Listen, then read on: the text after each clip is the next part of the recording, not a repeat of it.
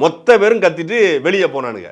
வெளியே போய் நின்றுட்டு அங்கேருந்து ஃபோன் அடிச்சு, மாப்பிள்ளை இந்த சாட்டை நம்மளை பிளாக் டிக்கெட்டுன்ட்டான், இந்த சாட்டை நம்மளை வந்து லாட்ரி சீட்டுன்ட்டான், இந்த சாட்டை வந்து நம்மளை ஊழல்வாதின்னு சொல்லிட்டான், நம்ம தளபதியை தப்பு தப்பாக பேசிக்கிட்டு இருக்கான், விஜயின்ட்டான், தளபதினு சொல்லாமல் விஜயின்ட்டான், அதனால வாடான்னு எல்லாத்தையும் கூட்டு 30 பேரை கூப்பிட்டுருக்காங்க. வாடான்னு டிபேட் போயிட்டு இருக்கு. இங்க இங்க அவங்க பரப்புறாங்க செய்தி. நீ சரியான ஆளா இருந்திருந்தா அவங்க வெளியினாங்கல்ல, நீ போயிருக்க வேண்டியதானங்கண்ணா. ஏன்னா ஒரு டிபேட் நடந்துட்டு இருக்கும்போது நான் அதை விட்டு அப்புறம் எந்திரிச்சு போக முடியும்.